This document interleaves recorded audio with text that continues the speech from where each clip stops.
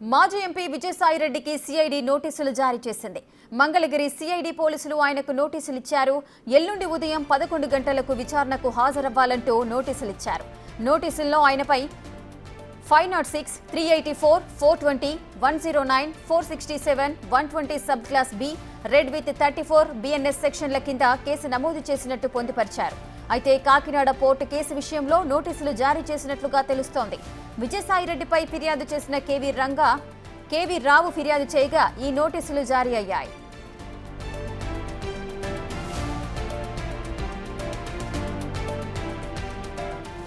విజయసాయి విచారణకు హాజరవుతారా లేదా అనేది ఇప్పుడు ఉత్కంఠగా మారింది. ఇటీవలే వైసీపీకి రాజీనామా చేసి రాజకీయాలకు దూరంగా ఉన్నారు విజయసాయిరెడ్డి. నిజానికి గతంలో కాకినాడ పోర్టు వ్యవహారంలో ఈడీ విచారణ జరిపింది. విచారణకు విజయసాయి కూడా హాజరయ్యారు. మళ్లీ ఇప్పుడు ఇదే కేసులో ఏపీ సిఐడి విచారణకు రావాలనడం ఇప్పుడు ఉత్కంఠగా మారింది.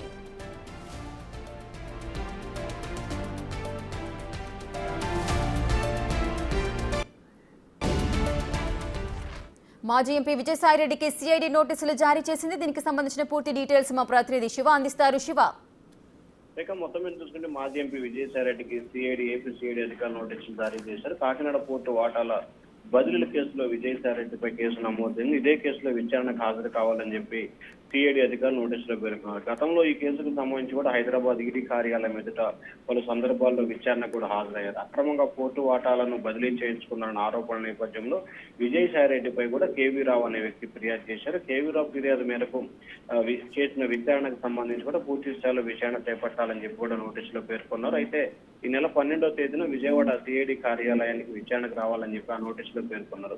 పోర్టు వాటాల అక్రమ బదిలీలపై సుబ్బారెడ్డి కుమారుడు విక్రాంత్ రెడ్డితో పాటు సాయిరెడ్డిపై కూడా కేసు నమోదైంది. అయితే కాకినాడ పోర్టు వాటాల అక్రమ బదిలీ ఆరోపణలపై విక్రాంత్ రెడ్డితో పాటు మొత్తం 5గురిపై కేసు నమోదైంది. దీంట్లో విజయసాయిరెడ్డి, ఆయన అల్లుడు శరత్ చంద్రారెడ్డితో పాటు అరవిందో ఫార్మా కంపెనీకి సంబంధించిన డైరెక్టర్లు తదితరులపై కూడా కేసు నమోదైంది. మొత్తం 5గురు ఈ కేసులో కూడా నిందితులుగా ఉన్న పరిస్థితి కనిపిస్తా ఉంది. ఈ కేసులో A1 గా విక్రాంత్ రెడ్డి, A2 గా విజయసాయిరెడ్డి, A3 గా శరత్ చంద్రారెడ్డి, A4 గా శ్రీధర్, A5 గా అరవింద్రు రియాలిటీ మొత్తం ఇంకో ఉంది. 5గురిని కూడా దీంట్లో నిందితులుగా చేర్చిన పరిస్థితి కనిపించింది. అయితే ఈ కేసుకు సంబంధించిన నోటీసుల్లో 506, 384, 420, 109, 467, 120 బ్రాకెట్లోవి రెడ్ విత్ 34 బిఎన్ఎస్ యాక్ట్ కింద కూడా దాంట్లో సెక్షన్లు అయితే నమోదు చేసిన పరిస్థితి కనిపించింది. అయితే విజయసాయిరెడ్డి ఈ కేసుకు సంబంధించి కూడా ఇప్పటికే రాజీ పడ్డట్లు కూడా అనధికారికంగా సమాచారం ఉంటుంది. అంటే అధికారికంగా ఎవరు ధృవీకరించలేదు. సో ఈ నేపథ్యంలో ఇటీవల ఆయన వైఎస్ఆర్సీపీ కూడా రాజీనామా చేసిన పరిస్థితి కనిపిస్తా ఉంది. మరి ఈ పోర్టు వ్యవహారానికి సంబంధించి ఈడీ విచారణకు హాజరయ్యారు. అలాగే ఈ పోర్టు వ్యవహారానికి సంబంధించి కేవీ రావుతో రాజీ పడ్డట్లు మరొక సమాచారంతో నేపథ్యంలో సిఐడి పిలిచిన విచారణకి సాయిరెడ్డి వస్తాడా లేదా అనే ఉత్కంఠ కూడా కొనసాగుతా ఉంది. రేఖ, శివ, అయితే సిఐడి నోటీసులు విజయసాయిరెడ్డి అందుకున్నారా? దీనికి సంబంధించి ఆయన ఏమైనా స్పందించారా?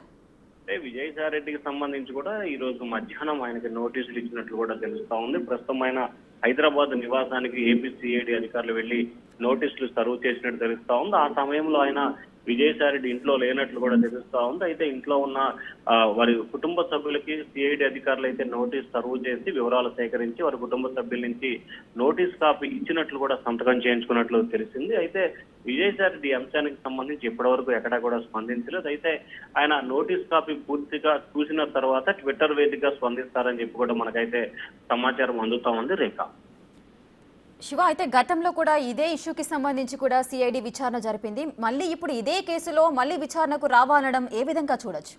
అంటే ప్రధానంగా చూసుకుంటే ఈ కేసును సంబంధించి కూడా కాకినాడ పోర్టు వ్యవహారానికి సంబంధించి బదిలీ వ్యవహారం, రేషన్ మాఫియా తదితర అంశాల నేపథ్యంలో ఏపీ ప్రభుత్వం సిఐడి విచారణకు ఆదేశించింది. దీనిపై కూడా అన్ని కేసులను కలిపి విచారణ చేపట్టేందుకు సిట్ కూడా ఏర్పాటు చేసింది. దాంతో పాటుగా మనీ లాండరింగ్ జరిగింది అనే కోణానికి సంబంధించి కూడా ఈ కేసు ఈడీ కూడా బదలాయించారు.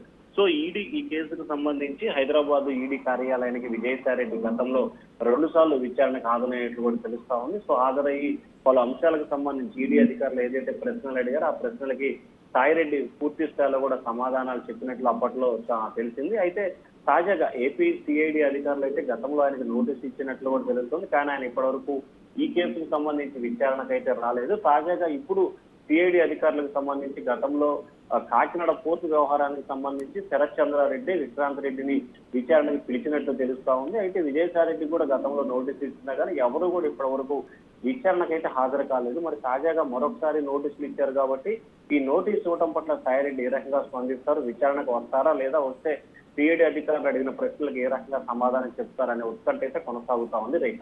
శివ, అయితే గతంలో కాకినాడ పోర్టు వ్యవహారంలో విజయసాయిరెడ్డిని విచారించారు. ఇప్పుడు విజయసాయిరెడ్డితో పాటు ఇంకెవరికైనా ఈ ఇష్యూకి సంబంధం ఉన్న వ్యక్తులకు ఎవరికైనా నోటీసులు జారీ అయ్యాయా? అంటే గతంలోనే ఈ కేసుకు సంబంధించి ఎవరెవరైతే ఆరోపణలు ఎదుర్కొంటున్నారో విజయసాయిరెడ్డి, సుబ్బారెడ్డి తనయుడు విక్రాంత్ రెడ్డి, అరవిందో ఫామ్ సంబంధించిన ఇన్ఫ్రా గ్రూప్, అలాగే శ్రీధర్, అలాగే శరత్ చంద్రారెడ్డి, ఈ ఐదుగురు కూడా దీంట్లో నిందితులుగా ఉన్న పరిస్థితి కనిపించింది. గతంలోనే కాకినాడ కేంద్రంగా కూడా సిఐడి అధికారులు విచారణ చేపట్టిన సమయంలో అరవిందో ఫామ్ సంబంధించిన శరత్ చంద్రారెడ్డిని, శ్రీధర్ ని కూడా విచారణకు పిలిచారు. వారు ఇచ్చిన కొంత సమాచారం మేరకు మాత్రమే దాన్ని పూర్తి స్థాయిలో విచారణ చేపట్టిన తర్వాతే వారు ఇచ్చిన సమాచారం మిగిలిన డేటా కొంత సిఐడి అధికారులు సేకరించి తాజాగా సాయిరెడ్డికి సంబంధించి కూడా నోటీసులు ఇచ్చినట్లు కూడా తెలుస్తా ఉంది. సాయిరెడ్డి ఇచ్చిన తర్వాత ఈ కేసుకు సంబంధించి ఎవరైతే విక్రాంత్ రెడ్డి ఉన్నారో విక్రాంత్ రెడ్డిని కూడా మళ్ళీ విచారణకు పిలిచే అవకాశం కనిపిస్తా ఉంది. ఇటీవల కాలంలో ఏపీ హైకోర్టు ఈ కేసుకు సంబంధించి కూడా విక్రాంత్ రెడ్డికి ముందస్తు బెయిల్ ఇస్తూ కూడా ఏపీ హైకోర్టు తన తీర్పును వెలువరించింది. కానీ విచారణకు పూర్తి స్థాయిలో సహకరించాలని చెప్పి కూడా ఆదేశాలు జారీ చేసిన నేపథ్యంలో ఈ కేసుకు సంబంధించి అరెస్టు చేయకపోవచ్చు, కానీ ఖచ్చితంగా విచారణకి ఎప్పుడు సిఐడి అధికారులు పిలిచినా అప్పుడు అందరూ రావాల్సిన పరిస్థితి అయితే ఏర్పడతా ఉంది Rekha. Right, thank you Shiva, thanks for the details.